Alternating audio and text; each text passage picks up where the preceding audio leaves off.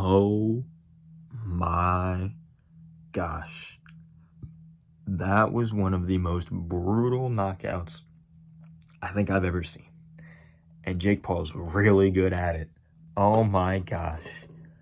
Out of nothing. This was the most boring boxing match I've seen in a very long time.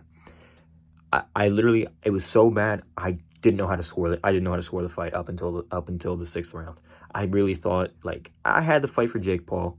I want to say maybe it was like 3 rounds to 2, maybe 4-1. Look, it's so bad. Even my dog's looking for a new place to sleep. But wow, Jake Paul. I couldn't say anything. My mouth dropped. That was unbelievable. That was an insane knockout from Jake Paul. Oh my goodness, Tyron Woodley, bro. I feel bad for him because his career's over. He's got nothing left. I mean, I feel bad for him because that's it for him. He's hardly gonna be able to go out in public anymore, and that's unfortunate. And you know, of course, you got to blame Tyron Woodley. I mean, he was hugging, kind of fighting pretty dirty.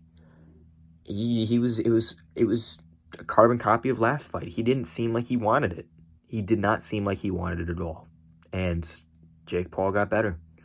He was much better in evading Tyron Woodley's attacks. He was not afraid to jump backwards. He was a little too hoppy for me.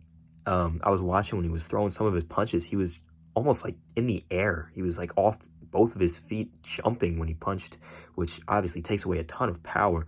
But on that knockout, timed it perfectly. I don't know what Tyron Woodley is doing, putting a hand down, trying to catch a jab or something, because it was not catching anything with that. I don't know why Tyron Woodley put down his left hand, but oh my goodness, brutal knockout from Jake Paul. That is incredible. You know, I thought the referee did a pretty poor job, to be honest. They were clinching and hugging the whole fight, and the referee was not being strict enough with that. But wow. Jake Paul proving himself again. I'm rooting for him, man. Yeah, I'm rooting for him. He is the villain of sports. He is one of the biggest prize fighters in boxing right now. He is making money.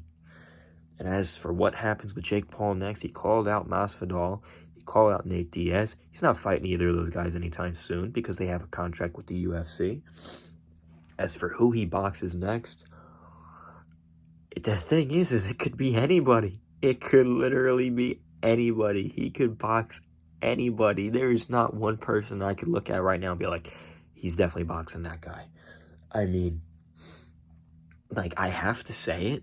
Conor McGregor is a really good boxing match right now.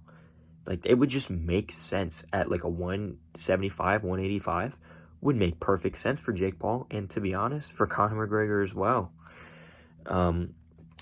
Although he's in a contract with the UFC, it's like he keeps fighting these UFC guys. What boxers can he fight? Really? What boxers is he gonna fight? You know, because he's not going to fight some random no-name boxer that is working his way up. He's going to be too scared to take a fight against a real boxer that's got a good record. Maybe he fights a retired boxer. I mean, call me crazy, but something along the lines of like Mike Tyson, Evander Holyfield, something like that maybe, perhaps. The world is his oyster. He makes the choices. He is not ducking anybody. He deserves to pick the fights that he wants, and he's going to. And we're going to continue to watch.